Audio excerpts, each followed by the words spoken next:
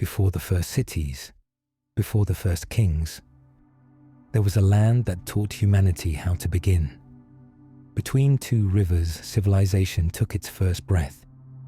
This is where everything started. Two great rivers flowed slowly through an open plain. The Tigris and the Euphrates moved without urgency, carving paths through earth and time. Between them stretched a wide and fertile land that would one day be known as Mesopotamia, the land between the rivers. At dawn, the air here was cool and still. Pale light spread gently across the horizon, dissolving the darkness of night. Mist hovered above the water, and the ground held the quiet memory of the stars. There were no cities yet, no walls, no written words, only land, river, and the silent promise of life. These rivers were powerful and unpredictable. They flooded without warning, reshaping the earth again and again. Sometimes they brought abundance. Sometimes they erased everything that had been built. Life in this land demanded patience, attention, and respect for forces that could not be controlled. Small groups of people learned to live alongside the rivers. They watched the water rise and fall. They learned when to plant, when to wait, and when to move. Their shelters were simple, shaped by necessity rather than comfort. Their days followed the rhythm of nature instead of command. As seasons passed, something subtle began to change. The land proved generous where water touched soil. Grain grew thick and tall. Animals gathered near the riverbanks. People stayed longer. Temporary camps slowly became places of return. Paths formed between dwellings. Fires burned in familiar places night after night. At night, the rivers reflected the stars above. The sky felt vast and observant, stretching far beyond understanding. The people did not yet name gods, but they sensed presence, forces moving through water, wind, and earth.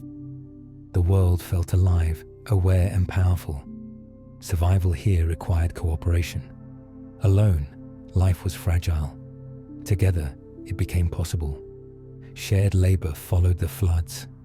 Simple agreements guided daily life.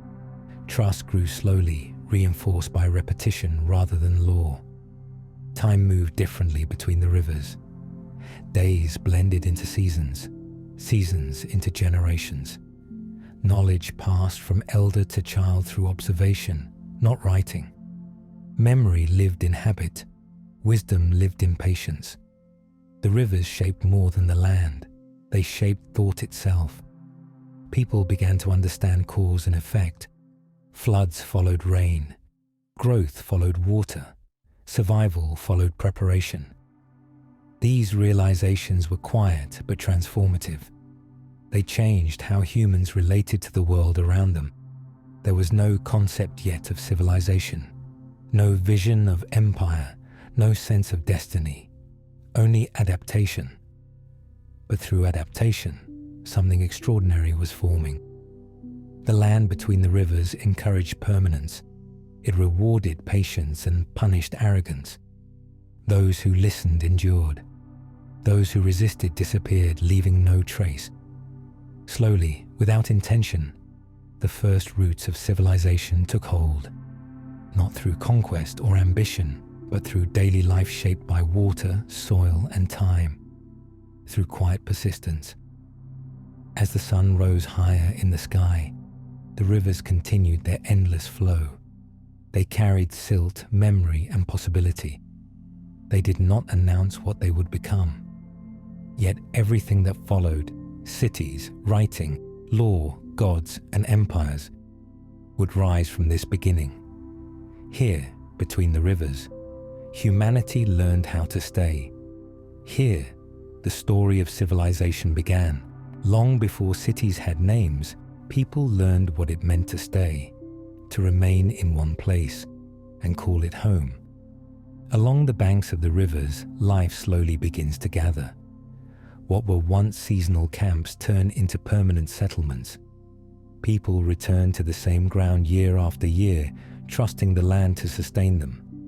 Walls of mud and reed rise gently from the earth, shaped by hands that now expect to return. These early settlements are modest. Homes cluster together for protection and warmth. Paths form naturally between doorways. The river remains close, always present, always watched. It is both provider and threat. Here, the idea of community takes root. People learn that survival improves when work is shared. Some tend the fields, others repair tools, some watch the water. Children grow up surrounded by familiar faces, learning patterns of life through repetition rather than instruction. Food storage becomes essential. Grain is kept for lean seasons. Simple systems of sharing emerge. What belongs to one slowly becomes part of the whole. Trust forms the foundation of daily life. As settlements grow, they begin to change the land itself. Canals are dug to guide water where it is needed. Fields expand outward. The landscape becomes shaped not only by nature, but by intention. With permanence comes responsibility. Disputes arise. Boundaries must be remembered. Decisions must be respected. Elders and leaders emerge naturally, not through force, but through experience. Authority is quiet, earned through knowledge and calm judgment. Over time, certain settlements grow larger than others. Their location favors trade. Their canals work better. Their people organize more effectively. These places draw others toward them. Villages begin to transform. Walls grow thicker. Storage areas expand. Gathering spaces appear. What was once a cluster of homes becomes something new. A place where people come not only to live, but to exchange, to decide, and to belong. The first cities are born without ceremony. There is no announcement, no moment of realization. Only a gradual shift felt more than understood. People begin to identify themselves with a place rather than a season. Identity anchors itself to land. Within these early cities, life grows more complex. Specialization emerges. Some focus on crafting, others on trade. Roles become defined.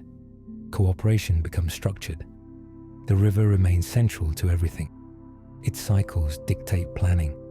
Floods require preparation. Prosperity requires patience. Failure teaches caution. At night, the glow of many fires replaces the darkness. Sounds linger longer.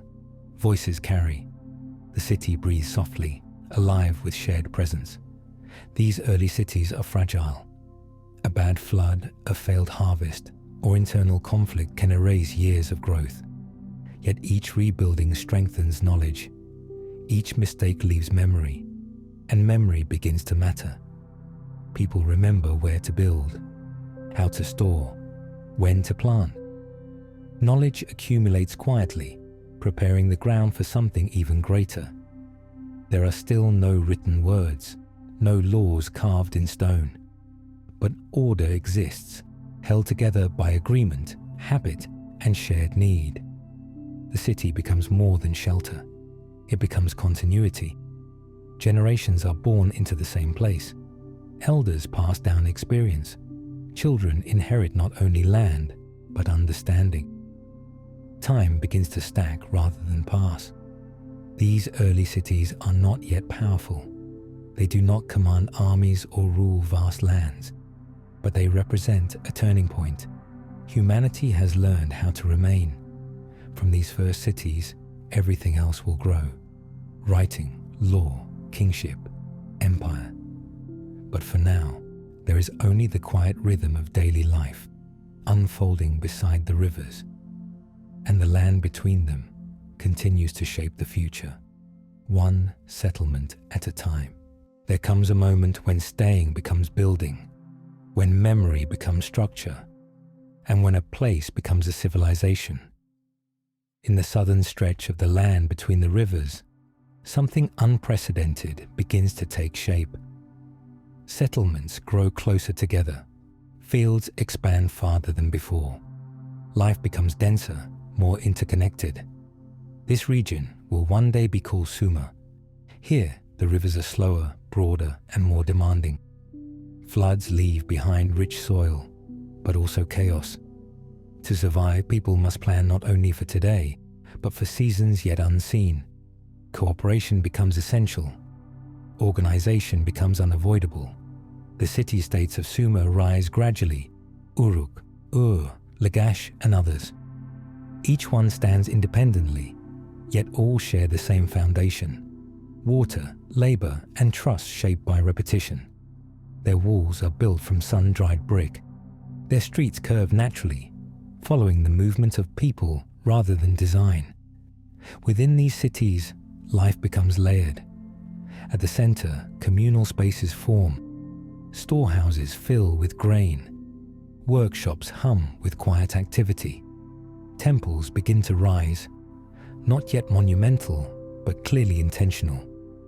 These structures anchor the city, both physically and spiritually. The people of Sumer believe that the world is governed by unseen forces. The rivers, the sky, the storms, all feel alive, unpredictable, and powerful. Gods are named to explain what cannot be controlled. Each city honors its own protector, believing that balance depends on proper respect. Leadership emerges alongside belief. Kings do not yet rule as distant figures. They are present, visible, and deeply involved in daily order. Their authority is tied not only to strength, but to their relationship with the gods and the prosperity of the land. A good ruler brings stability. A poor one invites disaster. As cities grow, complexity increases. Goods move in and out. Trade extends beyond local borders. Materials arrive from distant lands. Stone, wood, metals unavailable nearby. Paths between cities become routes of exchange rather than chance travel. With this complexity comes a problem. Memory alone is no longer enough. Agreements must be remembered accurately. Harvests must be counted. Offerings must be tracked. The old way, relying on repetition and oral tradition, begins to fail under the weight of growing society. And so, quietly, a solution appears. Marks are pressed into clay. Simple symbols represent goods, numbers, and names. These marks are not meant to be read as stories. They are meant to be trusted. Writing is born not from art, but from necessity. This moment changes everything.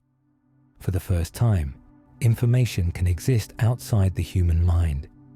Memory becomes physical. Decisions can be recorded. Authority can travel without the presence of a ruler. Sumer becomes more than a collection of cities. It becomes a system. Temples gain influence as centers of organization. Priests manage land, labor, and offerings. Scribes learn to read and write symbols that most cannot understand. Knowledge begins to concentrate, shaping power in new ways. Daily life continues much as before. Fields are worked, families gather, markets exchange goods. But beneath this routine, something permanent takes hold. Time begins to accumulate. The people of Sumer do not know they are creating civilization. They do not imagine how far their ideas will travel. They simply respond to the needs of the present, solving problems as they arise. Yet in doing so, they create patterns that will endure for thousands of years. Cities governed by systems. Power supported by record. Belief woven into structure. Memory preserved beyond life. As evening settles over Sumer, lamps glow along narrow streets. The city breathes steadily, alive with quiet purpose. The rivers continue their slow movement, reflecting stars that feel closer than before. Here, between the rivers, humanity crosses an invisible threshold. Life is no longer temporary. Civilization has begun. There was a moment when memory learned how to last, when thoughts no longer faded with the night, and when words began to carry power. As the cities of Sumer grow larger and more complex, the limits of human memory become clear. Too much must be remembered. Too many decisions must remain accurate. The rhythm of daily life now depends on information that cannot be trusted to recall alone. So clay becomes a surface for thought. Soft tablets are shaped by hand and pressed with simple marks. At first, these marks are practical, counting grain, recording animals, tracking trade.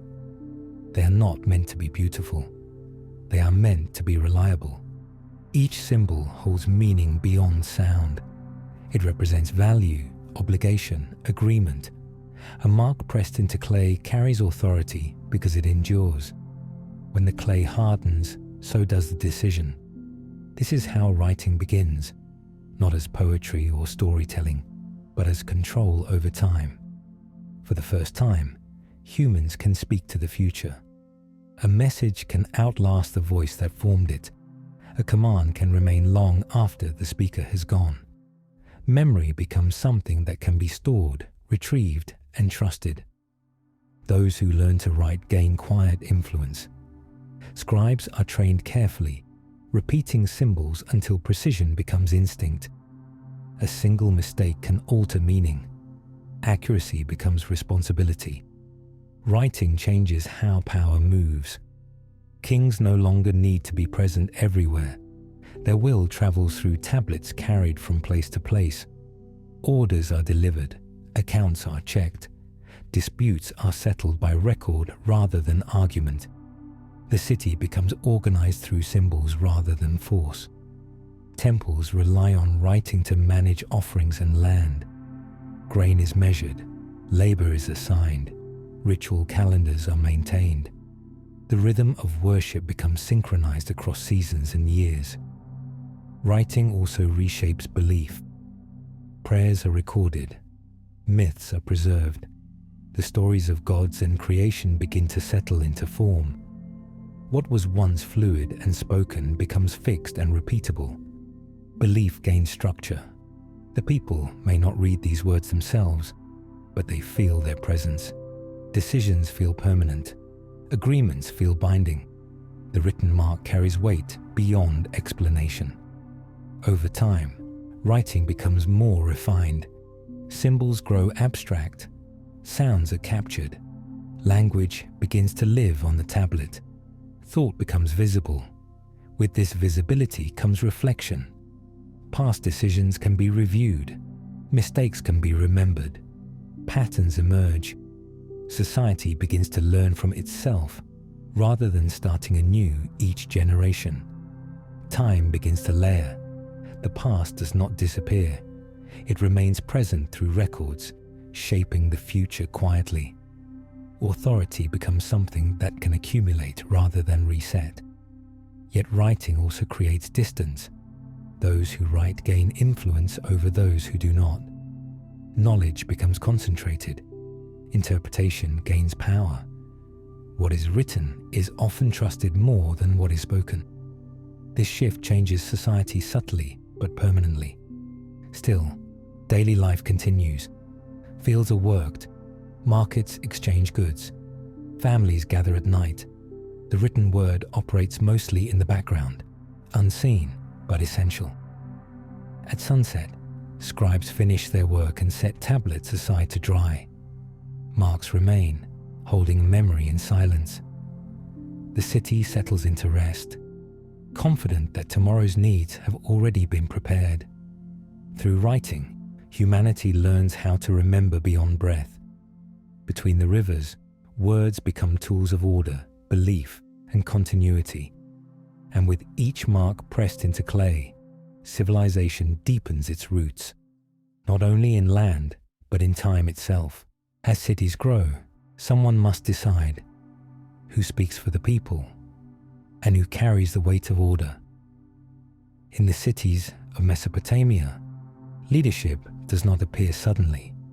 It forms slowly, shaped by necessity rather than ambition.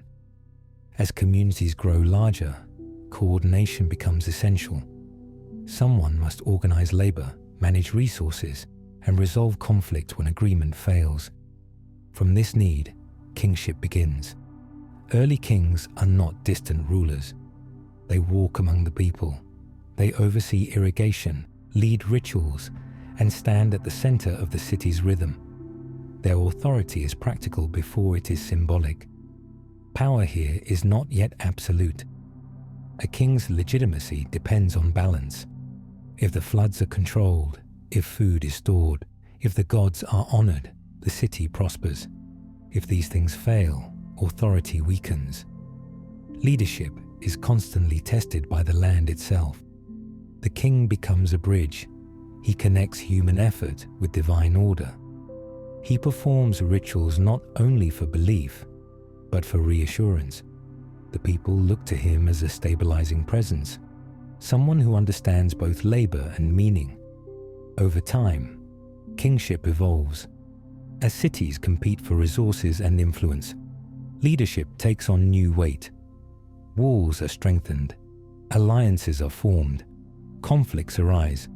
The king becomes protector as well as organizer. Symbols of authority emerge.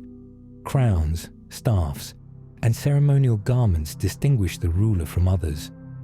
These symbols do not exist merely to impress. They remind the city that order has a center. Writing strengthens kingship further. Royal decisions are recorded. Decrees are preserved. The king's will no longer fades with memory. Authority extends beyond presence. It becomes institutional. Yet even as power consolidates, it remains fragile. The gods are believed to grant authority, but they can also withdraw favor. A drought, a failed harvest, or military defeat can signal divine displeasure. Kings must rule carefully, aware that power is conditional. Temples and priests play a vital role in this balance. They interpret signs, advise rulers, and legitimize decisions through ritual. Kingship is never isolated. It exists within a network of belief, labor, and record. As cities grow richer, ambition grows alongside them. Some kings seek to extend influence beyond their walls. They lead expeditions, secure trade routes, and demand tribute. Power begins to stretch outward, testing its limits. Still, daily life for most people remains unchanged. Fields are worked, goods are exchanged, children grow. The king's presence is felt more through stability than command. At night, the city rests beneath its walls. Lamps glow softly. The king's palace stands quiet, not as a place of luxury, but of responsibility. Decisions made there shape countless lives. Power in early Mesopotamia is not domination. It is stewardship. To rule is to maintain balance between river and land, gods and people, memory and future. Kings who forget this balance do not last. Those who respect it are remembered.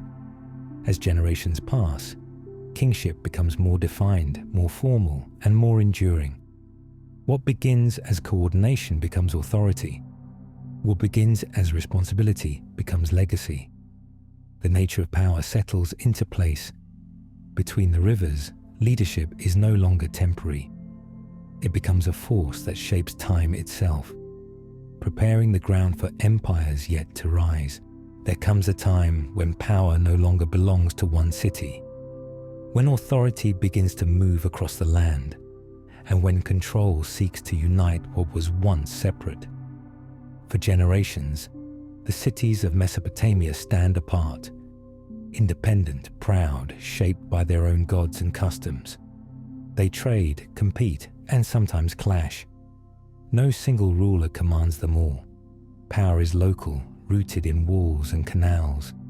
Then, quietly at first, this changes. From the northern reaches of the land between the rivers, a new vision of rule begins to form. It is not content with influence over one city. It seeks coordination across many. This vision will become known as Akkad. Under its leaders, especially Sargon of Akkad, something unprecedented occurs.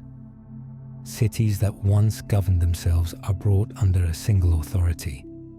not erased, but connected. The idea of empire is born.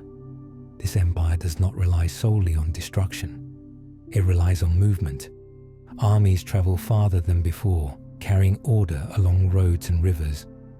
Messengers move between cities, delivering commands written on clay. Administration stretches across distance. Authority learns how to travel. For the people, this shift is subtle but profound. Local customs remain, but decisions increasingly arrive from beyond the city walls. Taxes are organized across regions. Resources are directed where needed. The land begins to feel interconnected rather than fragmented. Language itself begins to unify power. Akkadian spreads alongside Sumerian, allowing rulers to speak across cultures. Writing adapts, records multiply. Control becomes layered, rather than centralized in one place. The gods too adapt to empire. Local deities remain honored, but greater pantheons emerge. Divine order reflects political order. Just as cities are united under one ruler, so belief becomes more interconnected.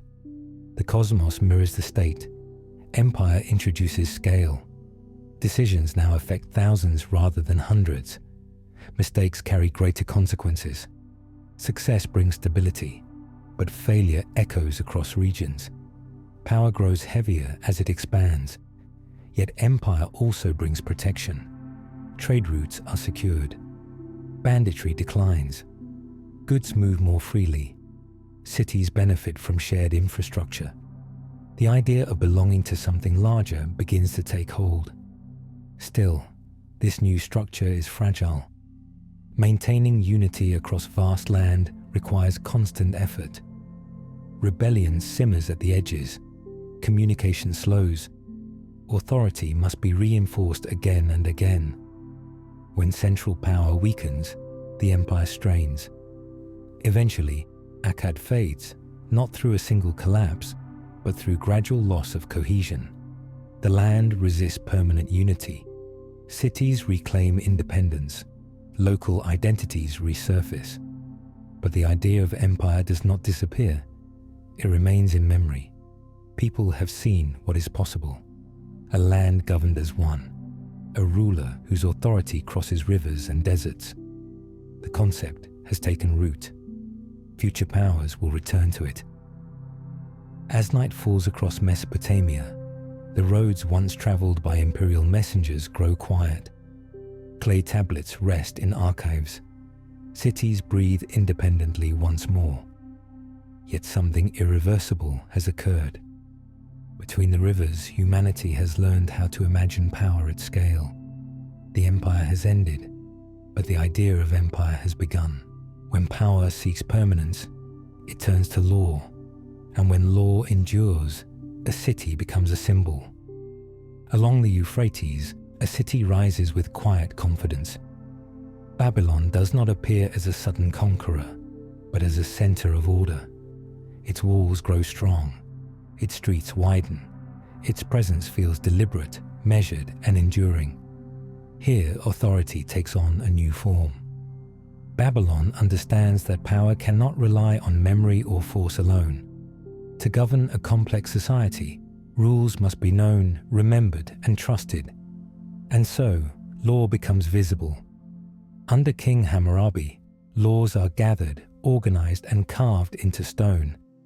These laws do not whisper. They stand in public view, declaring expectations clearly. They speak of justice, responsibility, and consequence. This act changes the relationship between ruler and people. For the first time, authority presents itself as something fixed. Decisions are no longer hidden in custom or dependent on interpretation alone. They are written, displayed, and preserved. Law becomes a structure that outlives any single ruler. The laws themselves reflect the values of their time. They are precise, detailed, and uncompromising. They seek balance, not equality. Order matters more than mercy. Stability matters more than change. Yet for the people, this clarity brings security. Merchants know how disputes will be resolved. Farmers know what is expected. Craftsmen understand their obligations. Even punishment follows defined patterns. Life becomes predictable within boundaries. Babylon thrives under this system. Trade flows through the city. Goods arrive from distant lands. The city becomes a hub of exchange, culture, and administration. Its influence spreads not only through power, but through example. Writing deepens its role. Tablets record contracts, judgments, and correspondence. Scribes move quietly through courts and markets, preserving the rhythm of daily life in clay. Memory becomes official. Religion remains central. Temples stand tall, honoring gods believed to oversee justice itself. Law is not separate from belief. It is seen as an extension of divine order. To obey the law is to align with the cosmos. The king positions himself as guardian, rather than creator of justice. He enforces what is believed to be already written into the world. This framing strengthens legitimacy. Power feels ordained rather than imposed. Yet Babylon's strength also reveals limits. Rigid law leaves little room for change. Society evolves, but stone does not. Over time, interpretations multiply. Authority becomes dependent on those who read and apply the law. Still, the impact of Babylon is lasting. The idea that law should be written, public, and enduring spreads far beyond the city's walls. Future civilizations will return to this concept again and again, refining it but never abandoning it. As evening settles over Babylon, shadows stretch across its gates. Stone glows softly in fading light. The laws remain unmoving, patient. Empires will rise and fall, cities will fade. But the idea born here, that order can be carved into time, will endure. Between the rivers, justice has found a voice. And through Babylon, humanity learns how to bind power to principle. Long after laws are written and empires imagined, life continues in motion. Quiet, steady, and essential. Between the great cities and far beyond their walls, movement never truly stops. Roads form not from design, but from repetition. Footsteps pressed into earth, cartwheels cutting shallow lines, caravans following paths worn smooth by time. Trade becomes the quiet force that connects Mesopotamia to the wider world. From distant mountains come stone and metal. From forests far away arrive timber and resin. From the rivers flow grain, clay, and crafted goods. Nothing here exists alone. Every object carries a story of movement, exchange, and trust. Merchants travel slowly, guided by stars and memory. Their journeys take weeks, sometimes months. Along the way, they rest in small settlements, share food, exchange news, and carry stories between places that may never meet otherwise. These roads are more than routes for goods. They are paths of connection. Ideas move alongside objects. Techniques, beliefs, and customs drift from one city to another. What begins in one place quietly reshapes another. Change spreads gently, without command. Within cities, daily life follows a familiar rhythm. Markets open at dawn. Voices rise and fall in measured exchange. Weights are balanced carefully. Agreements are sealed with words, gestures, and sometimes writing. Trust is built slowly, transaction by transaction. Craftsmen work with practiced hands. Potters shape clay. Weavers turn thread into cloth.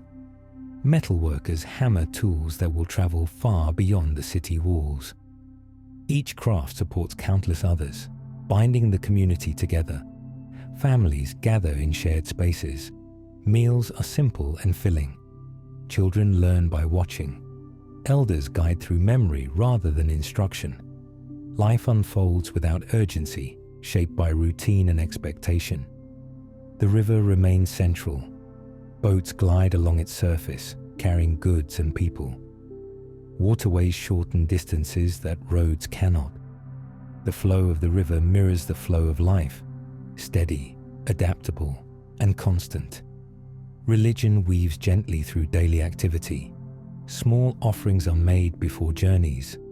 Brief prayers accompany work. The gods are not distant figures, but quiet presences acknowledged in habit rather than ceremony. Time here is measured differently. Days are shaped by light and labor, seasons by flood and harvest. There is little separation between work and life. One flows into the other naturally. Even as empires rise and fall, this rhythm endures. Trade adapts, roads shift, cities change hands, but daily life continues with remarkable consistency. People wake, work, share, and rest much as their ancestors did. This continuity is strength. It allows society to absorb change without breaking. Empires may command power, but it is the steady rhythm of daily life that sustains civilization across centuries. As evening approaches, markets close, roads quiet, boats drift toward shore, lamps are lit. The pace slows. The world does not stop. It rests.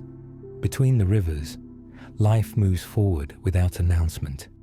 Through trade and routine, through labor and rest, the foundation of civilization holds firm. While kings and laws shape history's surface, it is this quiet rhythm that carries humanity through time. There are times when order is guarded by calm, and times when it is enforced by strength. Assyria rises where fear becomes a language of rule. In the northern reaches of Mesopotamia, a different approach to power takes shape. The land here is less forgiving. The plains narrow, the hills rise. Resources are harder to control, and borders are more exposed. Survival demands vigilance. From this environment, Assyria emerges. Unlike earlier city-states, Assyria does not rely primarily on negotiation or ritual balance. It places its trust in discipline, organization, and readiness for war. Power is centralized. Authority is direct. Obedience is expected. The Assyrian state is built around its army. Soldiers train continuously, equipped with iron weapons and heavy shields. Units move with coordination and speed. Roads are constructed to move troops efficiently across vast distances. War becomes systematic rather than occasional. This military strength reshapes the region. Cities are no longer merely influenced, they are compelled. Tribute flows toward Assyrian capitals. Governors are installed. Rebellion is met swiftly and decisively. Fear becomes a tool of stability. Yet this fear is not random. Assyrian rule is precise. Records are kept, supplies are counted, campaigns are planned carefully. Even violence follows structure. The goal is not chaos, but control. Within the empire, order is strict but effective. Trade continues under protection. Roads are maintained. Communication improves. Messages travel faster than ever before. The empire functions like a tightly wound mechanism, each part dependent on the next. Assyrian kings present themselves as chosen instruments of the gods. Their victories are carved into stone reliefs, showing scenes of conquest and submission. These images are not subtle. They are meant to be seen and remembered. To resist Assyria is to invite destruction. To submit is to be absorbed into its system. For those living under Assyrian rule, daily life continues, though under constant awareness of authority. Taxes are paid. Labor is demanded. Laws are enforced firmly. Stability exists, but it is fragile and conditional. The empire's reach is vast. From mountains to coastlands, Assyria extends its influence. Different peoples, languages, and traditions are brought under a single command. Diversity is tolerated as long as loyalty is maintained. Yet this structure carries a cost. Power sustained by fear requires constant reinforcement. The army must remain strong. Campaigns must continue. Any sign of weakness invites resistance. The empire cannot rest. Over time, strain builds. Resources are stretched. Enemies gather. Internal pressures grow. The same rigidity that creates strength limits adaptation. When challenges multiply, control becomes harder to maintain. Eventually, Assyria falters. Its cities fall. Its armies withdraw. The fear that once held the land together dissolves. What remains are ruins, memories, and lessons carved into stone. Assyria's legacy is complex. It shows how far organization and discipline can extend power. It demonstrates the effectiveness of fear as a stabilizing force, and it reveals the limits of rule without balance. As night settles over the northern plains, the echoes of marching armies fade.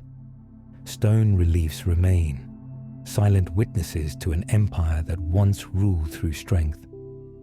Between the rivers, humanity learns that power can command, but it must also endure. And fear alone is never enough. Nothing ends suddenly. Even the greatest powers fade slowly, almost quietly. After centuries of movement, conquest, and control, the land between the rivers begins to change once more. Empires weaken not in a single moment, but through many small shifts, pressures that accumulate over time. The great cities still stand, but their certainty fades. Trade routes become less secure. Armies are stretched thin. Authority travels more slowly across distance. What once felt unified now requires constant effort to maintain. The balance that sustained empire grows fragile. New powers rise beyond Mesopotamia's borders. From the east and west, forces press inward. Cultures once influenced by Mesopotamia now challenge it. The land that taught the world how to build civilization must now adapt to a world shaped by its own legacy. Cities change hands. Babylon falls and rises again. Assyria disappears into memory. New rulers bring new customs, languages, and priorities. Yet the land itself remains, patient, unmoved by the names of those who govern it. The rivers continue to flow. Floods still come. Fields are still planted. People still wake, work, and rest. Life persists beneath shifting power. The rhythm of daily existence outlasts political order. Writing continues, but its purpose changes. Records are kept less for expansion and more for preservation. Memory becomes a way of holding on to what once was, rather than building what will be. Temples remain active, though their influence softens. Rituals continue, but belief adapts. The gods are still honored, but their stories evolve. Meaning becomes layered, shaped by centuries of interpretation. Gradually, silence spreads. Some cities shrink, others are abandoned. Walls crumble, roads fade into the earth. What was once crowded grows quiet. Wind moves through empty spaces where voices once filled the air. Sand begins its work. It drifts slowly, covering foundations, softening edges, erasing detail. Time becomes visible in absence rather than presence. What remains is suggestion rather than certainty. Yet decline does not mean disappearance. Ideas endure. Writing, law, kingship, trade, and belief all continue elsewhere. Mesopotamia's influence spreads far beyond its physical boundaries. Other civilizations build upon its foundations, often without knowing their origin. The land between the rivers becomes a memory shared by many cultures, woven into stories, texts, and traditions across the world. As evening settles over the plains, the last light touches broken stone and quiet water. The rivers move as they always have, indifferent to empire and loss. There is no final moment, no single ending, only gradual release. Mesopotamia does not vanish. It rests. Its cities sleep beneath the sand. Its words remain pressed into clay, waiting to be read again. Its legacy flows onward, carried by civilizations yet to come. As the land grows still, history loosens its grip. Thought slows, memory softens. The story begins to fade, not into nothing, but into quiet continuity. Between the rivers, silence returns when the last city falls silent, when names fade into dust. What remains is not loss, but continuity. The land between the rivers does not end with empire. It does not disappear when walls crumble or when power shifts beyond recognition. Mesopotamia moves beyond history, settling into something deeper, a presence carried forward through time. The rivers still flow. The Tigris and the Euphrates continue their ancient paths, winding through plains that have known countless footsteps. They rise and fall as they always have, guided by rhythms older than memory. They no longer serve kings or cities. They simply exist. Where great capitals once stood, silence now gathers. Stone foundations rest beneath layers of earth. Streets soften into uneven ground. The sounds of markets and commands fade, replaced by wind and birdsong. Yet this quiet is not emptiness. Beneath the soil lie stories pressed into clay. Tablets remain buried, holding words shaped by hands long gone. Laws, prayers, accounts, and names wait patiently, preserved by chance and time. Mesopotamia becomes memory rather than movement. Its influence no longer commands armies or shapes borders, but it flows outward in subtler ways. Writing travels into distant lands. Laws inspire new systems of order. Ideas of kingship, divinity, and governance echo across cultures that rise far beyond the rivers. People who never see this land still carry its legacy. They speak languages shaped by its symbols. They live in cities structured by its early solutions. They inherit concepts of time, justice, and authority first tested here. The land between the rivers becomes a foundation rather than a destination. Time moves differently now. Centuries pass without notice. Empires elsewhere rise and fall. New beliefs form. New stories are told. Yet Mesopotamia remains quietly present, woven into the deep structure of civilization itself. At night, the sky above the plains fills with stars unchanged by history. Constellations drift slowly across darkness, just as they did when the first settlements gathered near the water. The same stars watch over a land no longer shaped by ambition. There is peace in this distance. The urgency of survival, the pressure of rule, the burden of memory, all soften. What once demanded constant attention now rests. History loosens its grip. Mesopotamia does not need to be remembered loudly. Its work is complete. It taught humanity how to settle, how to record, how to govern, and how to imagine permanence. These lessons no longer belong to one place. They belong to the world.